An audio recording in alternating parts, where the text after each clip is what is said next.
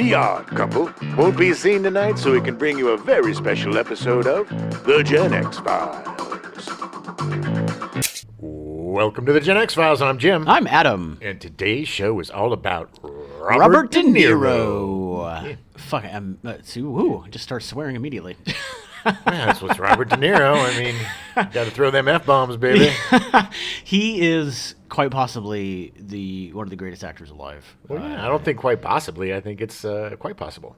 Yeah, he's won a couple Oscars. Probable, even. Probable. I would put him near the top of the list. Well, take us back, baby. Let's go back to 1973. Ooh, it was a good summer for movies. Mm-hmm. Live and Let Die, the new James Bond movie, had just come out. Made like $1 billion, which isn't true, but it was close. Yeah.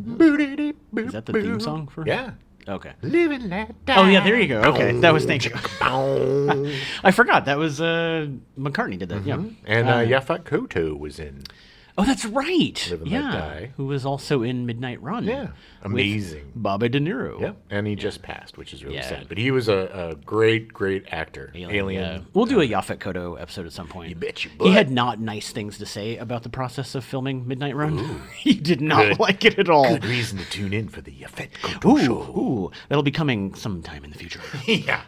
Right after that was American Graffiti, the first feature. Well, not really the first feature. THX, second feature. It was the first one, I think, a wide release for good old Georgie Lucas. Yes, Georgie Lucas. Yeah, that's what he told me he likes to be called. Yeah. Did he not tell you that? No, he does. And also, I mean, there were a lot of, Harrison Ford. That was one of his first movies. Yeah. And also Ron Howard and, Laverne and Shirley. And, like, everybody that was in TV. Yeah.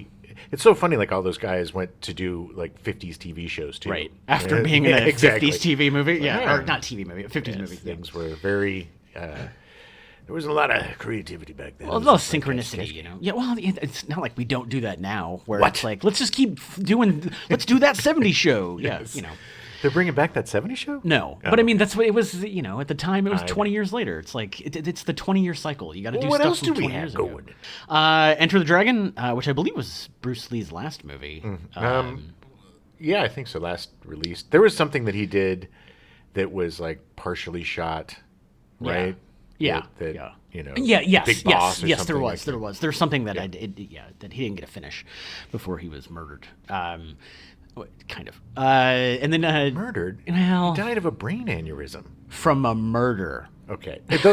For the longest time, the myth was that he died from hash overdose or an allergic reaction to hash. Oh, I was thinking of Harry Houdini, who got punched in the stomach. That's what I was. For some reason, I thought he got punched in the stomach and then died, but that's not true at all. No. Okay. I don't know who Bruce Lee is. No, apparently not. Apparently even he's though Harry Houdini. My middle name is named after him. So do you think Enter the Dragon was like him going into a big milk jug called the Dragon? And yeah, they just, He escaped from it? Yeah. Well, I mean, I don't know. There could be something magical called the dragon. I mean, aren't they magic? I guess. Yes. After that was Jesus Christ Superstar. Jesus Christ Superstar. My mother's. Who in the hell do you think you are? They said the HE double hockey sticks. No. That was my mom's favorite movie. Yeah, it was a lot of mom's favorite movies. Jesus was pretty sexy in that. He was. Yeah, he was ripped. Very white in it. Yes, right. But then shortly after that, in October, Mean Streets was released. Nice. Martin Scorsese's, I was going to say his first movie. That's not right either. Man. His first big national release. And his first movie he did with Robert De Niro. Yeah, and Harvey Keitel, another longtime collaborator. Yeah, Keitel was so good in that. Oh, everybody was. And it's so fun to watch them as just babies. Yeah, they're so young. Oh, crazy, so young. Psychotic babies. So Robert De Niro was born August 17th, 1943 in Manhattan. He is a true Manhattanite. Still to this day, lives there, lives in the Tribeca area, as evidenced by the fact that he has a Tribeca festival and he has restaurants and everything. Yeah, Nobu, which is one of the most popular, sushi restaurants in New York. Yeah. If it's still open, I don't know. There's actually one, I think there's one here in LA too. Yeah, if I remember they did. It might have closed. He's a partial owner with some famous chef. Mm-hmm. Yeah. He has a few restaurants. Yeah. Yeah, the Tribeca Grill, I think, is the other one that he has, or one other that's down in Tribeca there. His father, Robert De Niro Sr., and his mother, Virginia Admiral, they met at a painting class. They were I gotta both just say, artists. Virginia Admiral Yeah. is a ridiculously It is. awesome It name. sounds like a fake name. And if I was De Niro, It's I'd so be amazing. I'd be Robert Admiral. Fuck De Niro, man. That would be incredible. Bobby Admiral.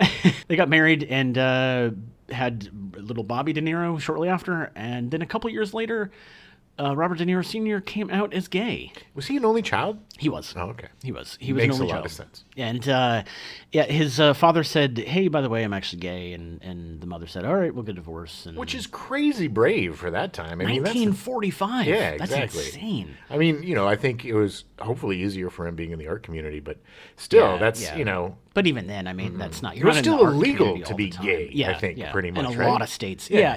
Well, at least sodomy was illegal. Yeah. It still is in some states. Yeah. Yikes. Yeah. His father was a painter who actually became pretty well known. He was part of the New York School of Art, Yes. which included Jackson Pollock and de Kooning and Mark Rothko. They're all impressionists. He was not really an impressionist painter. He was more of a figurative painter, but he did some impressionism involved in his painting. Yeah. He was never super successful as a painter when he was alive. And he actually even said, he was like, I know that once I die, that all my stuff's going to get sold for a lot of money. Oh, yeah. And it's true. And it Well, was true. I mean, if you're really curious about Robert De Niro's dad, there's a great documentary on HBO that De Niro made as a love letter. to It's his called dad. Remembering the Artist. Yep. On HBO Max. Yeah, it's really good. It's only about 40 minutes, but it's really good. It's nice to see Robert De Niro talking about his father, just how much he cared for him and loved him. They had a great relationship. His dad was the one that turned him on to movies. He took Mm-hmm. him to the movies all the time, and it was just. It must have been really fun to be raised by two very arty parents. Yeah, you know? yeah. And Bobby De Niro, he paid that back by helping him out many times throughout his life, and they have interviews Robert De Niro Sr. talking about it, how his son would come and help him and stay with him and stuff. Being an artist in New York is not the most productive. No, what am I trying to say? You don't make a lot of money. Yes, exactly. It's a broke It's- lifestyle, yeah, and it's you- not just New York, babies. No, It's, being an artist anywhere is pretty much not. Yeah. Maybe if you're in like Idaho, you could probably make it work. Cost of living's low. Yeah. I mean, I know, God knows, in Iowa, where If you're like a potato artist. Yeah, Idaho. potato. Carving potatoes. Yes. Just, hey, look, Hey, I have light a little bulb. I think Mr. Potato Head. I think I'm gonna move to Idaho and become a potato artist. Potato artist. Low overhead. He grew up in Greenwich Village. He befriended a lot of what they would consider street hoodlums in the day. It's just like poor kids that were, kiting Yeah. bread and stuff off the street. Just Well, like they were the original latchkey kids. Sure. I mean, like the parents were working and because they had to, and Right. and they were out in the streets because what else are they going to do? He actually went to a private school, so these were all his street friends that he hung out with. called Bobby Milk. Bobby Milk, because he had a very pale complexion. What an awful nickname. Yeah, I can't imagine. He was a very shy kid. He's He's a very shy adult too. You've never seen him. Yeah, he's a very reserved man. Yeah. Saves it for the screen, which is nice. He was his a little weird fun fact. His grandparents actually secretly baptized him during his parents' divorce. Oh man. Yeah, which Not in a the, good in the move, Catholic grandparents. faith, yeah. That's not. I feel like that's overstepping. Look, I'm not against baptism, but you got to get the parents' permission. Yeah, You don't yeah. do a secret baptism. No, I mean, even God's like, whoa, that ain't cool, people. what are you doing? I need the permission of the parents, or this thing don't count. Yeah. But because of his parents being artists, he started acting very early. His very first role at the age of 10 was the Cowardly Lion in The Wizard of Oz. He played it like really brooding, and he carried a switchblade, and he beat the crap out of the Tin Man, just like kicked, out of nowhere. stomped his face. It was of an nowhere. incredible. He was 7. It was incredible production. Yeah. It was good. It was good times. He realized that acting was a way for him to get over his shyness because he was such a little shy kid. He was fascinated with cinema, and he said, and I quote, Yeah, when I was around 18, I was looking at a TV show, and I said, if these actors make a living at it, then they're not really that good. I can't do any worse than them. Horrible impersonation, but that's what he sounded like when he was but younger. but very true. He Yeah. he watched these terrible actors, and at a very young age was like, these are bad. Can I share a quick story? Sure. that's related to that. Yeah. Back during the OJ trial, I don't know if everybody remembers, there was this guy that was living with OJ, Kato Kalin.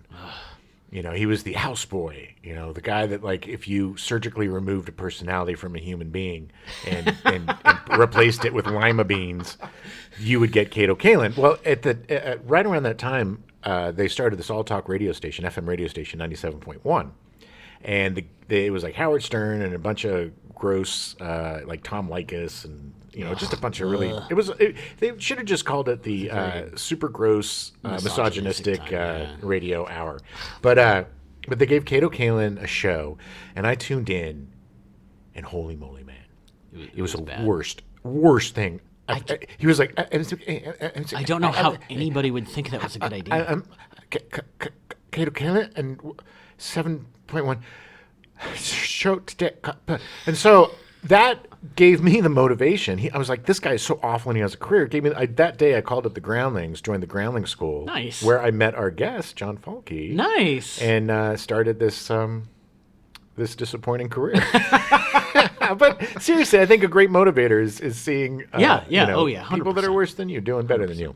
De Niro, Back to a good actor, De Niro loved the acting so much that at the age of 16 he actually dropped out of high school and went to acting school. Now, you were really tough on Carol Burnett when she dropped out of high school. I do believe this was a mistake for him. I think he should have at least gotten his diploma. Degree, yeah. You're a stickler on education. Yeah, I mean, because at the end of the day, at least high school. Yeah. I would never encourage people to go to college. Because the acting thing, even today in his 80s, it could go away, and he would have to, make fall a living. Back on. Yeah. And what's he going to get? Like McDonald's being a or garbage something? man or something? I don't know. Yeah, I don't know. Yeah, you're right. He blew it.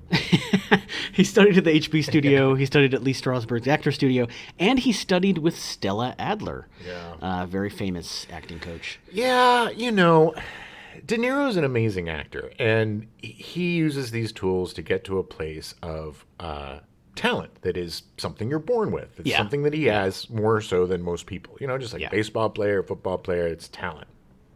A lot of people that study the method and the Stella Adler method. Yeah. De Niro can be on screen, be on set and be like, hey, I'm going to be in character. Yeah. Which he has done. Not all the time, but he does. Yeah. But all you little bone jobs, doing your UCLA student films and, skitty skits, you don't need to be in character 24 hours. to be, hot dog number 6. So just relax, people. Okay? If you're in a student film as hot dog number 6, you should reconsider what you're doing. Oh, man, I was hot dog number 4. Nice. See? And now look where you're at. Yep, and I didn't have to use the method. I think what you were saying earlier about seeing bad people doing stuff, I think that's true for the people that are bad. Yeah. Because that, Kato Kalin saw Howard Stern and goes, I can do that. Sure. People see De Niro doing this, and he makes it look so easy that they're like, yeah, except for the fact that he actually has born talent. Well, the one thing that he does that I 100% agree with is research. Yes. Yes, he prepares. Yes. He prepares. I'm when I'm on set, because I'm always on set. God, I sound like such a douche. But when I've done movies, like Carbuncle with T. Arthur, who was our guest for Miami Vice, he set up a ton of research for the character. Like I did months and months of research before we even shot a thing. But it was just I 100% believe in research. But when you yell cut, you're done. Yeah, exactly. You got to do your homework. That's just me. I'm currently writing a script with a friend, and we have been writing this for almost 8 weeks, and have not put a single word down on paper yet. Like we've just been doing backstories for all the characters and everything. You got to do the homework. Take the notes, people. Do the homework.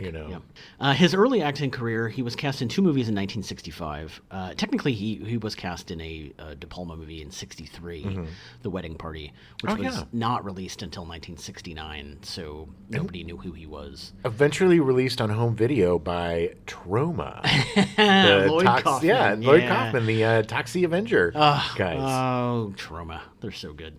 Because they will grab anything that has a name on it. Sell it. There was a lot of De Niro on the cover. Let's just... 1965, he was cast in 2 minor parts in a movie called Encounter, which I could not find any information about, and a movie called 3 Rooms in Manhattan, which was shot in New York, but it was a French film. Oh. He was uncredited, which also included an uncredited part from Abe Vigoda, which Oh, Dave Baguda. which I find hysterical because he's in everything. Oh yeah, Abe just shows up. I don't even believe Abe died. No, probably not. I think Abe Vigoda and Andy Kaufman are like sharing an apartment. They're hiding in, somewhere, hanging out in Duluth, laughing at everyone. Yes. It's interesting that these were French films. His first few movies were French films because he actually spent some time in France with his dad. Yeah. His dad moved to France in 1961 to paint the countryside because that's what you do as an artist. Wait, to paint the entire countryside? Yeah, he painted it red. He said, "I want this red." He's like Christoph. Yeah. That's amazing. Yeah. So after a little bit, Robert De Niro Jr. went with him and hung out with him there. Actually, gave him money and helped take care of him while he was in France. It's his dad. What are you going to do? Yeah. But I feel like there is a corresponding between him being in France there and then getting parts in French movies and all this stuff. I know, the connection, correlation. Hold on. Yeah. You're saying Yes. that while in France, Yes. he was able to audition for French movies Yes. and be in French movies in France. Yeah. I don't believe you. Well, I mean, technically, the only one that I really know was Three Rooms Manhattan, which was shot in New York. I thought So, Encounters. I thought the other one was a French movie too. It was. Yeah. It's all French producers and stuff. So but my guess is that it's through his dad. Sure. Like it was. I know, mean, you meeting get in. people Yeah, and you go to networking. parties, and Yeah. my son's an actor, and look at this mole. The character itself. He had another minor part in a French film in 1968, but then he landed his first major role that was released in Greetings, which was also directed by Brian De Palma. Nice. De Palma and him did a few more movies together after Did? that. Untouchables? Untouchables. There was also a movie called Hi Mom, which was a sequel to Greetings. Right. It was like a Vietnam Greetings satire. was about guys trying to avoid the draft. Yeah. And yeah. And Hi Mom was a sequel that had nothing to do with that. It was These guys trying to avoid their moms. Well, and it was actually the De Niro character was trying to be an actor in New York, and it's a super weird movie, and there's a lot of weirdness in it that I'm Cinema not verite. going to talk about. There's some really weird scenes. Have you seen it? No, but I read about it, Oh, and okay. it was like it is available. I think it's available on Amazon Prime. I'm gonna check it out. But it's got some really disturbing scenes in it, but purposely so because De Palma is what he does. I would hope that they were purposeful. Well, 3 people died during the film, and we just kept it in. It was the 70s. Greetings was interesting because it was the first movie to receive an X rating, the brand new X rating. Although, when it was finally released, it had been appealed down to an R rating. Well, what was it? Why? Was it language or was it I'm assuming it was just nudity? language. Yeah. Well, yeah, there were Strong boobs. sexual There were boobs situations? and stuff in it. All the critiques of it that I read were essentially like, yeah, there's a lot of boobs and there's a lot of swearing and it's kind of funny, but not really. So it was, yeah. I don't think it was a very well received movie. Again, it sounds like reviews of most of the Adam Sandler movies.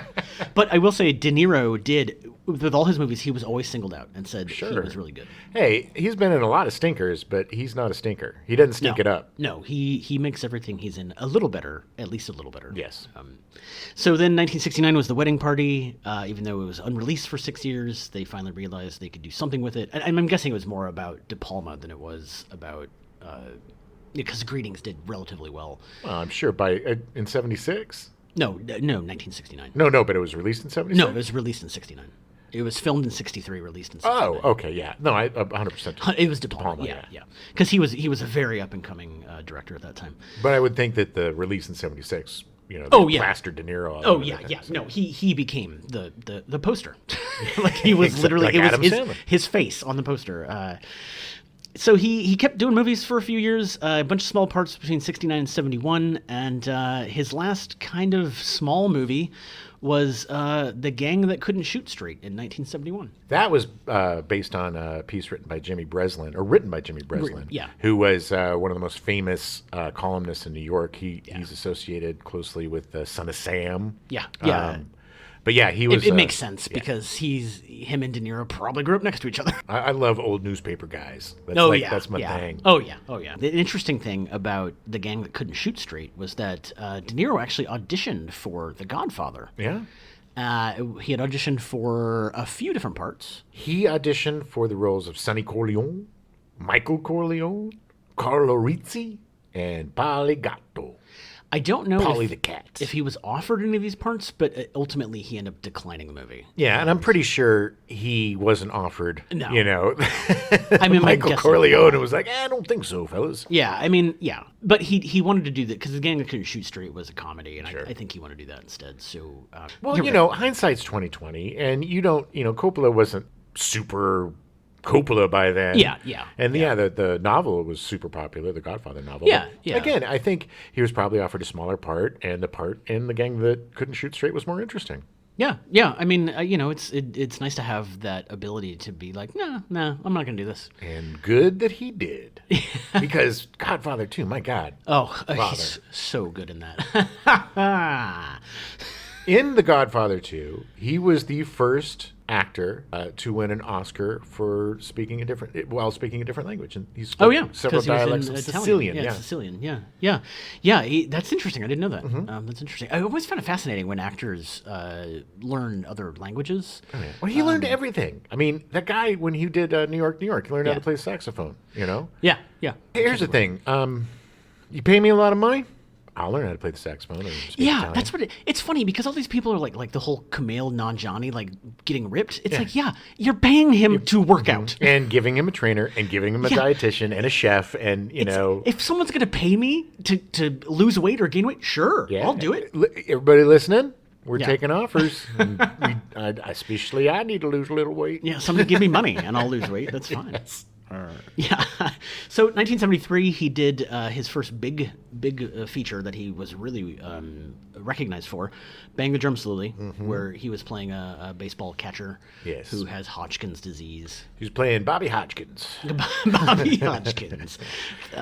With Michael Moriarty. It was a very sad movie. Yes. I just saw it for the first time a couple weeks ago. Also, another record that you don't know. He held the record for the biggest, grossest piece of chaw Oh my God. stuck in the corner of his mouth of any guy playing a baseball player. The first time he started sticking stuff in his mouth, I thought he was eating Tootsie Rolls. Like, they were so big and I was like, disgusting. what are you doing? It was so much chaw. It was so much chaw.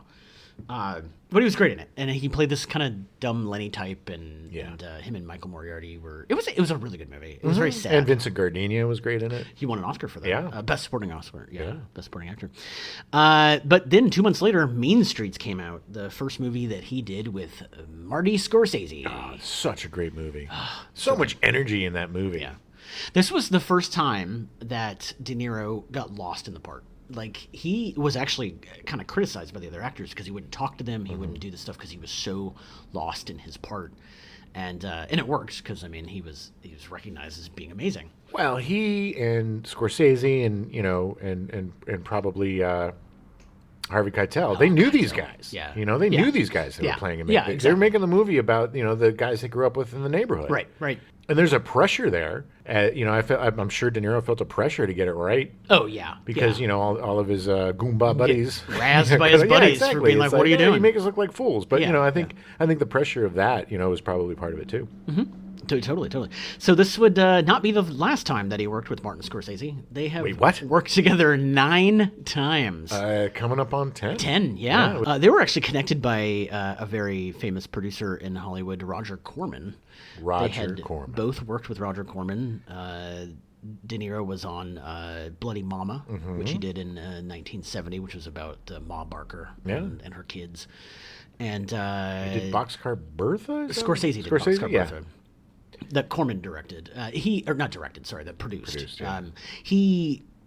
There are a lot of people in Hollywood that come out of this My time. first job in Hollywood. Yes. I worked for Roger Corman. That's I did right. an internship with him when I was in college. That's crazy. Yeah. I can't even imagine. Oh, it was amazing. Worked in the office for half of it, and then worked on a movie for half of it. And the guy has never lost a dime. He has made hundreds and hundreds of movies, That's and he's insane. not lost a dollar. He's the most profitable movie producer in the history of the world.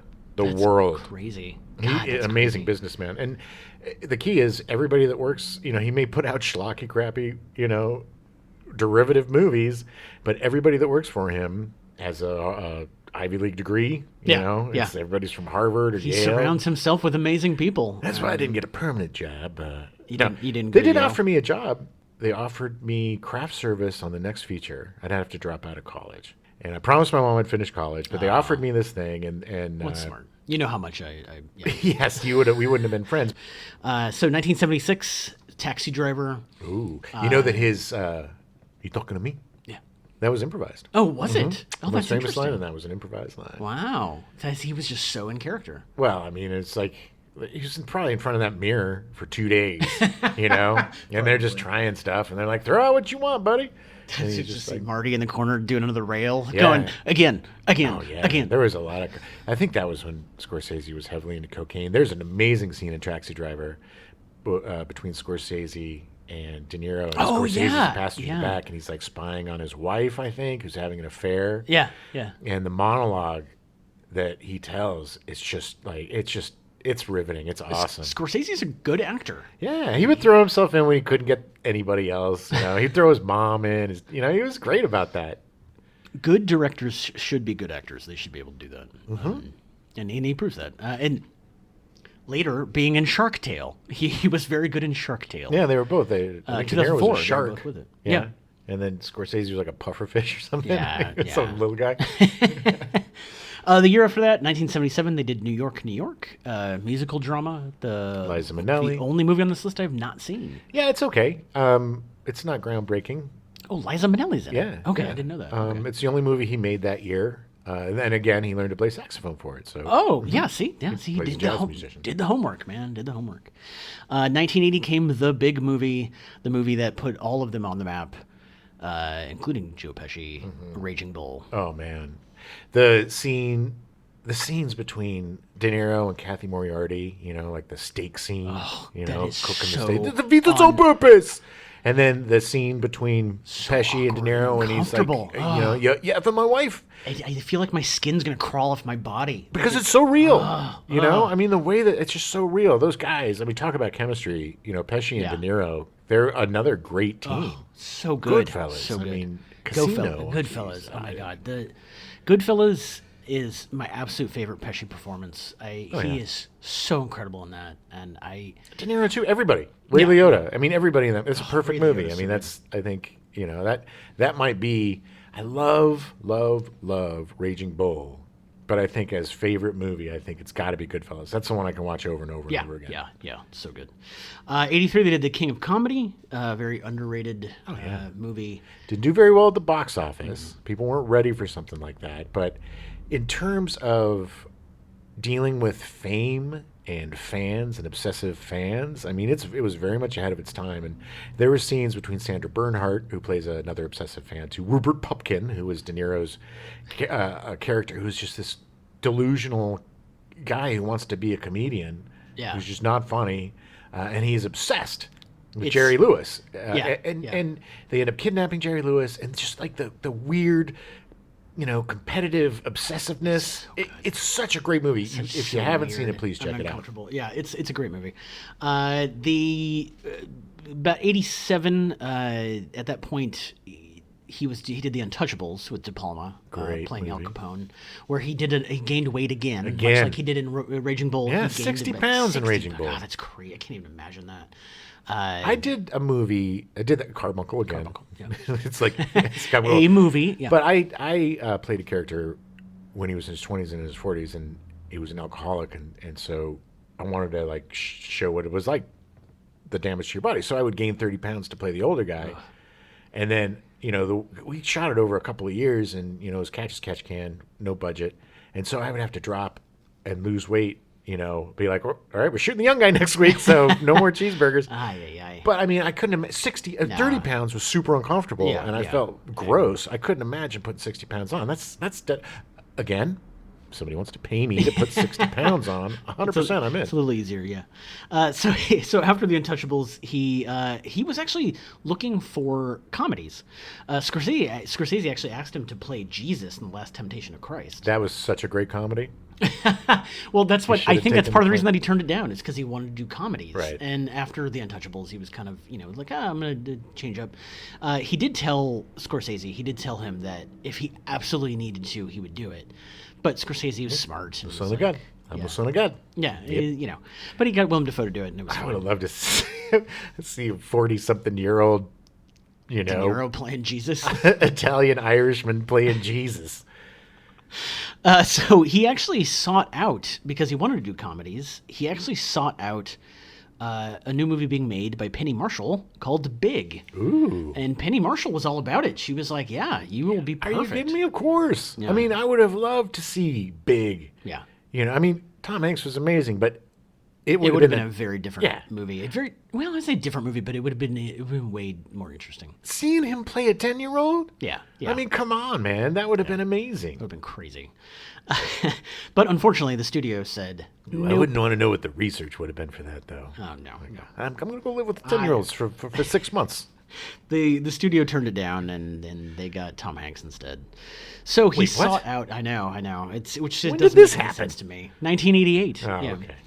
And he still wanted to do a comedy, so he sought out Martin Brest, who did Beverly Hills Cop, and he was in Midnight Run. Oh, man. One of the best comedies ever made. A Midnight perfect Run, movie. yeah.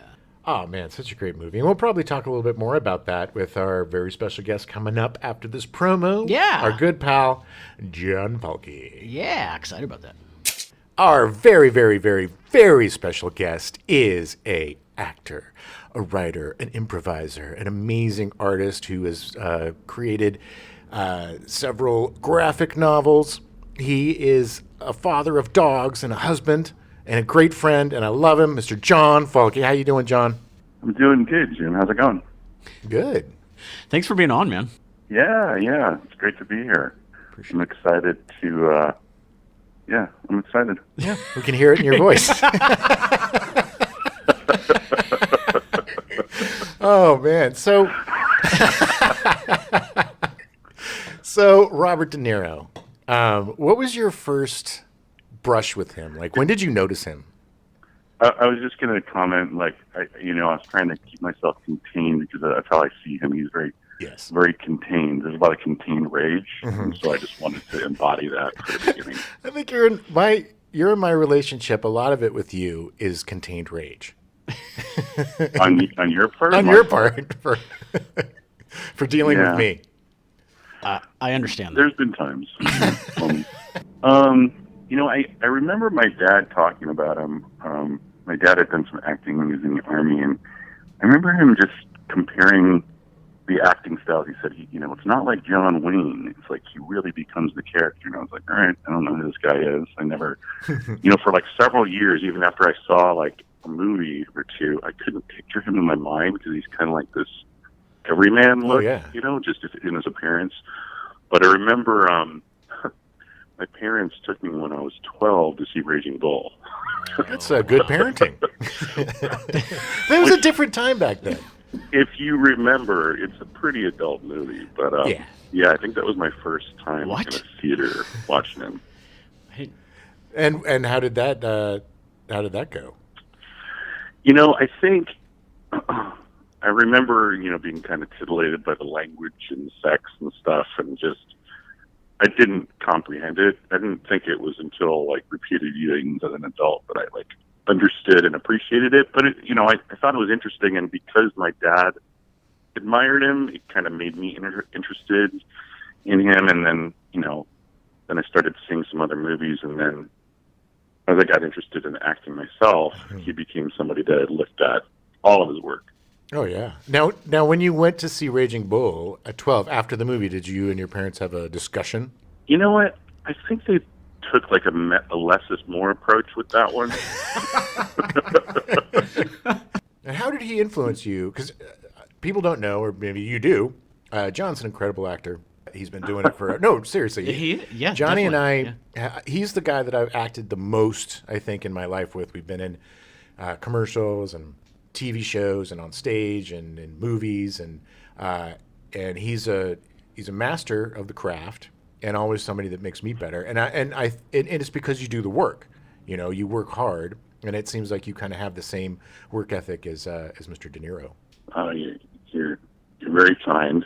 I think you're right. We probably have worked together. I probably worked with you more than any other actor. I think, the preparation was always or is always impressive. And I got to say, the era from Bang the Drum Slowly, Mean Streets through the late 80s is probably my favorite. of his stuff. And I would put like Pacino and Hoffman and some other actors, Hackman as my favorite era for them too. Yeah. But you know, I think growing up in an Italian American family where let's just say there was occasional angry outbursts. What? No. The contained rage that I feel like he brought to a lot of those younger performances spoke to me just on a personal level, and then you know, obviously just taking the art form to another level. You know, kind of where Brando left and Dean and Montgomery Clift left off, De Niro and Pacino and those guys kind of picked up. And so the Italian American thing I think was interesting, and then just the choices of roles. Oh yeah. And a lot of times it seems like, you know, he's so consistent. There's not a lot of flash all the time, although there's been some flashy roles. To me, I always think of scenes, or sometimes even individual lines that like just stay with me, because he, you know, I don't think he really pushes. Although occasionally, like I said, there's been some flashy parts, and so I've always thought that was really interesting because I don't really ever see the acting, at least in those early roles. No. So I'm not saying that I carry on that torch, but I definitely that's something I definitely admire and that I really appreciate in other actors. He also is really, really good for other actors. He listens, and just from the anecdotes I've heard about working with him, he's very, very generous. And, you know, like the obvious thing is when another actor is in a close-up, a lot of times the other actor who's off screen will either not be there at all, or will just be kind of phoning it in. And like he doesn't let go of performance when he's not on camera because, you know, as you guys know, like it's a collaboration. It's not just about And it's all it's all about the project for him. And so those are the things I admired. I don't know if that answers your question. But no, it did. You get a pass on that one. That was pretty good.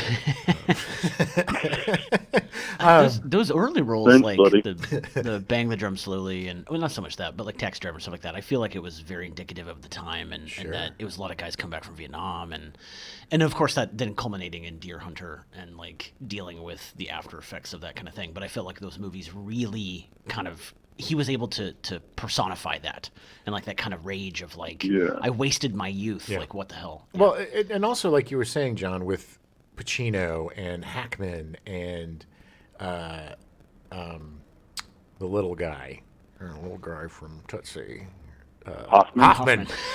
You know, those guys weren't. I think they're all pretty little. That's true. But they also weren't your typical. There was a shift in Hollywood. You know, a shift in storytelling and a shift in what a star was.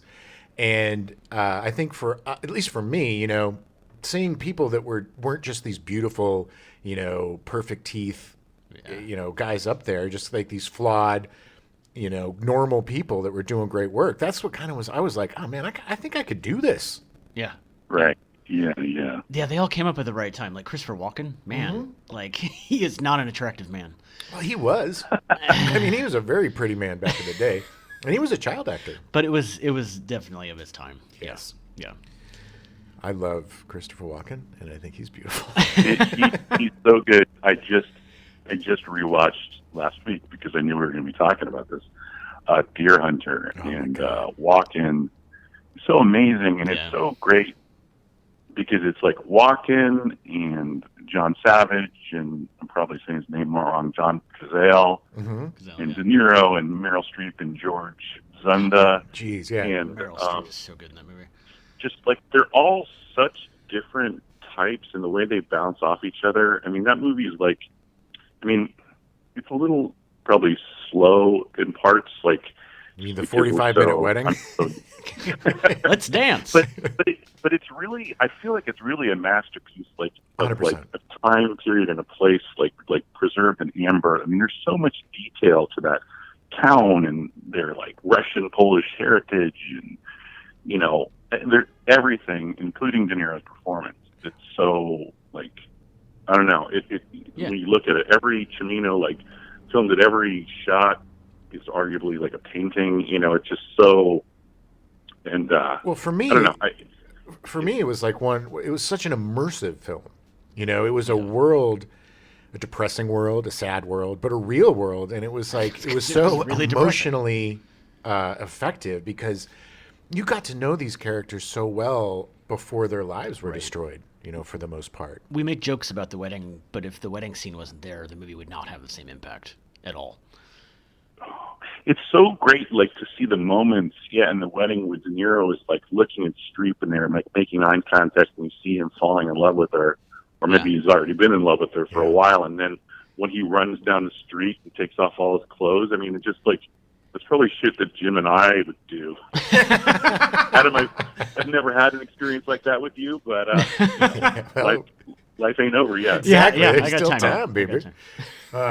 God, such a great film. Such a hard film to watch, though. I mean, there's so much pain in that film, and it's so well done. The reason why it's so hard to watch, I think, is because it's realistic. It's not cloying or overly done or like, you know, love story, like, oh, you know, love means never having to say you're sorry. You know, it's just like you feel for these people because the pain is so real. Yeah, it is. It's definitely not a film you want to watch if you're looking to you know, get a lot of laughs.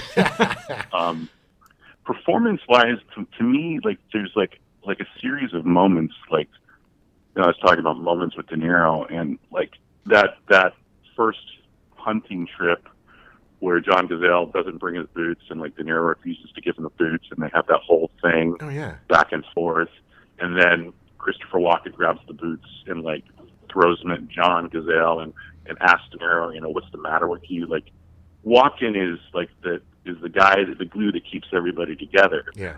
And that's why it's so interesting that in the end, like, he's the one that, you know, has that. Well, there's several tragic endings that he has. But, he's the one that loses his life. Spoiler alert. But don't like, spoil it. 50-year-old movie. But that moment so like demonstrates, you know, the action of his character, and then you believe when he's the one that, you know, leads the escape from the prison camp at the side of the river or whatever. It's not a movie I want to watch a bunch. No. But it's definitely worth seeing. If you haven't seen it, definitely watch it. Even though John spoiled the ending for you. What is your favorite performance of his? Do you have one?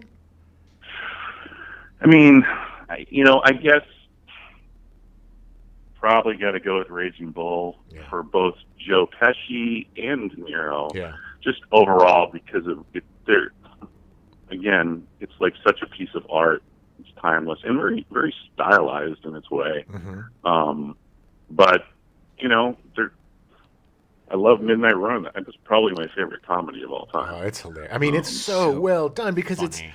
All the comedy is 100% based in reality. Yeah, pretty much. You know, I mean, the shooting the plane, or whatever. But even that, you know, it's like shot a helicopter. It's like, wait a minute, it's like he's more surprised than we are.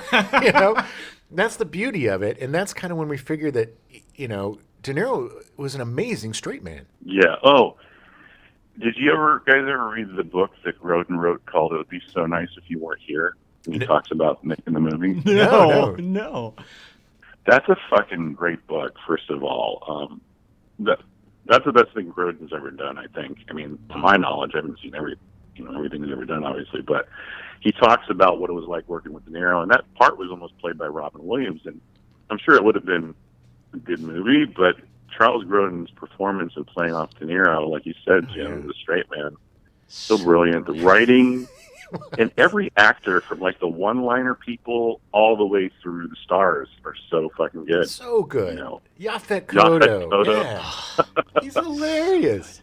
And what a great actor that guy was. Dennis Farina. Yeah, Dennis Farina. Oh my God, that guy! I love Dennis Farina. Dennis Farina is great.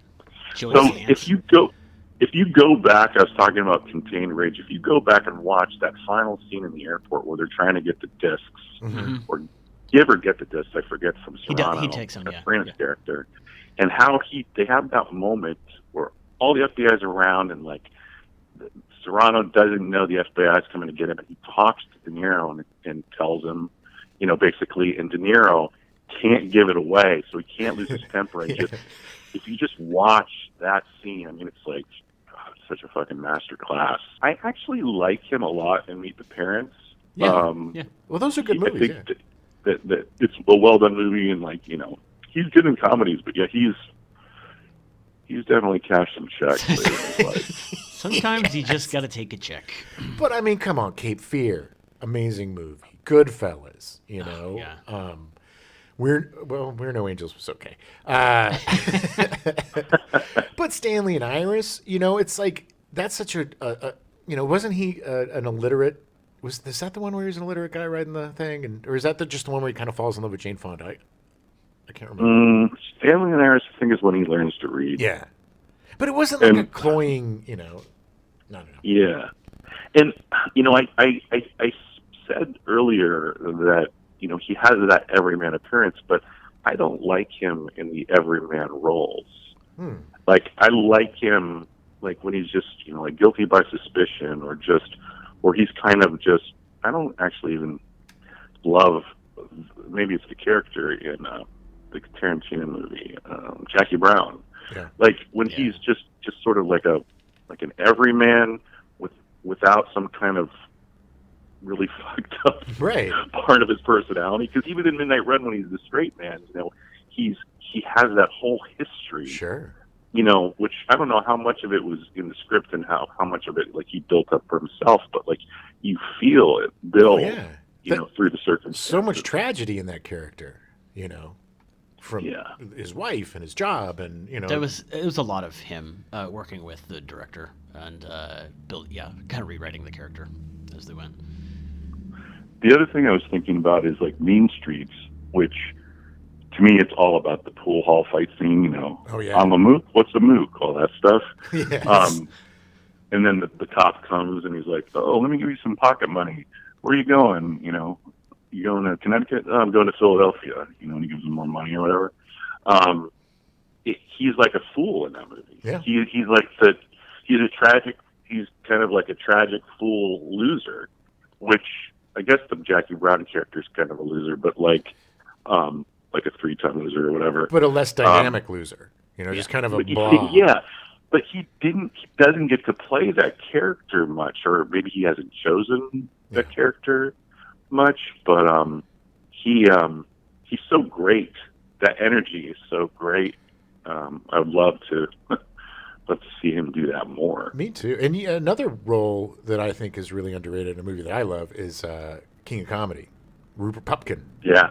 So one last question: if you could have any one of his parts, if you were offered that, what would you take? What would you want? What would be the dream part for you? I guess I would look at it from Rocky Bullwinkle? What would be? Well, who was he? Because I never saw it. Was he Rocky or Bullwinkle? He was the bad leader guy. The Russian. The guy that leads Russian Natasha dude. and Boris. If I could have one of his parts, like where it was a remake, or like he didn't make it, so there's no, you're not going to be compared to him. Like if there was a part that he's just like, man, I wish that would have been my jam. That's a good question. Can I tell you which one I think you would do? Which one I think you would be good at? Okay. Raging Bull. Huh. Yeah. I mean, that would be super challenging, right? If there was any moment, if I could just be in one scene of his, it would be when Albert Brooks is escorting him out of the office in Taxi Driver. So I could pull that martial arts move on Albert Brooks. Which is like, it's in a long shot, but that's like maybe my favorite thing he's ever done. Because he doesn't use martial arts anywhere else. No. And you know he fucking studied for probably months so that move would look realistic. And it's just like in the background of a scene. You have pulled that move on me, I don't know, 20 times since we've known each other. Mostly when you were younger. When we first met, you were super like fit and into your karate, and I was like a long-haired chubbo, and I might have been under the influence one or two times. No. Well, John, thank you so much for being our guest. You definitely know you're De Niro. Yeah. It's good to have a nice intellectual conversation about a fantastic actor. With a fantastic actor. With fantastic. Can I add one more thing? Sure. I don't know if you guys will find this interesting, but like talking about Raging Bull, the performance by Nicholas Colasanto, who went on to play Coach on Cheers, is phenomenal. Oh, yeah. And I'm always looking at performances, and that is such a great performance. I wish I would have seen more of that guy. Same. And what range from going from that to Coach, one of the most beloved characters of all time. Yeah, 100%. Yeah. But you can see the character in both directions. Mm-hmm. Yeah. Exactly. You can see the humor in his character in Raging Bull and the charm, and then you can see occasionally a little bit of the contained rage in Coach when he loses his temper. Yeah, no, that's astute. Like when he gets ripped off by the Harry Anderson, the gambler or whatever. yes, yeah. Man, now I want to watch. Well, we're gonna have to have you back for the Cheers episode. You can be our guest. There you go.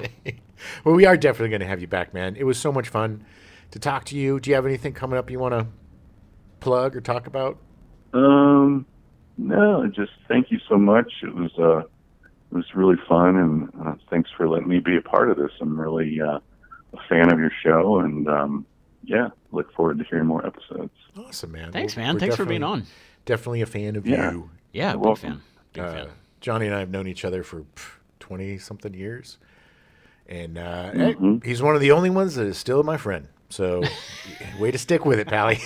I appreciate it. And for many years, we shared the same first three prefixes of our phone number. Yeah. Not the area code. Wow. Yeah, 818 and 752. Wow. And that was like the first time we ever spoke. Yeah. First, I introduced myself. There was a call sheet on the groundlings class that we were both taking, and it said something like, "Hey man, I saw that we both are 752s, so maybe we live close to each other and we can carpool sometime." And that was like the beginning. And I was like, "Screw you, weirdo. Go away." No. Yeah, he was like, "See you later, stalker." See you later, Tallo. You're so tall. Why are you so tall? That's usually my first impression of people, and then they get to know me. We did. I just pop this in. We did go through the Groundlings together, which is an improv school in Los Angeles, and man, John Falke is one of the funniest improvisers and sketch comedians that I've ever seen. He was on what show was it that you played a dog on UPN? Good News. Good News, yeah. It was the best dog performance anybody's ever given. And no, man. Taken out of context, it makes no sense. But yeah, I played a guy who was pretending to be a dog. Yep. The best thing to come out of that Groundlings experience was our friendship and our working friendship, man. And I appreciate you. Thanks, man. I love you. I love working with both you guys. And Same, man. Same. Yeah. It's, looking forward to more. Things. Much more. Yeah, definitely. Yeah. Brought it around to the Love Fest. Yeah. Yep. We've come a long way. Yes, we have. It was a journey, baby. Well, Johnny, thanks again, man. You have a great day, and we will talk to you soon. Sounds good. Later, man. Thank you. That was great. God, And I love Johnny. I love talking to Johnny. He is so great. This is the worst thing about the pandemic is that I just have not seen anybody, and let alone the people I find the funniest in a long time. He's awesome. Man, Robert De Niro, look, if you live long enough as an actor and you go through different phases, and you're not always going to be the best actor. And I guess unless you're Meryl Streep, she's the only one that kind of has that string going. She doesn't have a lot of stinkers, but you got to make money and you got to do your thing. And I think a lot of times these actors kind of become parodies of themselves, like Pacino, doing the... They can be, yeah. The Cappuccino, the Jack and Jill. Jack and Oh, Jill, my God. It's like, once you're in an Adam Sandler film, your career's over. I love that part. Actor. But even though there are like Bad Grandpa and, there's a few... definitely, probably cash grabs. He's probably got a bunch of kids he's got to support. Yeah. He's still doing The Irishman. He's still doing, great work. So we're still getting the De Niro that we love, And even when we get the De Niro that's not as, it's not a great movie, he's really fun to watch, and he does the work. Makes everything better. He doesn't, even in Bad Grandpa or whatever, he's not just coasting his way through. He still does his research, and he's still a good part of a bad film. He surrounds himself with good people and understands that. Yeah. And this is what allows him to do the stuff that it's like, oh, I wouldn't expect him to be in Rocky and Bullwinkle, but he's just kind of like, whatever, man, why not? Yeah, I think that was kind of the beginning, because I can't remember more. That must have been like a cash grab for him. I can't remember. I think that was like the first movie when I was like, what is he doing? But Yeah, it whatever. just We get to wasn't a see very him good dancing movie. around with Yeah. a weird. Animated. Maybe He was just a huge Rocky and Bullwinkle fan. Could be. I mean, maybe that was his lifelong dream, was Could to be. act opposite Rocky and Bullwinkle. I don't He was the last person to see John Belushi alive. Really? Mm-hmm. I did not know that. Yeah, on March 5th, what was it, 1982? Yeah. He visited him at 3 a.m. at the Chateau Marmont. the Chateau Marmont for a little while, and he saw him all jacked up on cocaine and heroin, and was like, I can't hang. You're just too... It's a little much. And then he, the next day, he was found dead. All right, well, on that note... Well, hey, he's still around. He's still making movies. He's still making movies. He's still doing great. Definitely check out his ouvre of films. Oh, my God, there's so many. He's got so many great movies. And there's something for everybody. Yeah. There's comedies, there's dramas, there's... Yeah. I mean, if you're more a fan comedy, go see, Meet the Parents and all those comedies he did in the 90s and the early 2000s. And the 3 or 4 Meet the Parents movies. oh, my God, there's so many of them. And then I liked his relationship with the cat, Mr. Jingles. Mr. Jingles. Was that his name? Yeah, Mr. Jingles, who learned to pee in the toilet.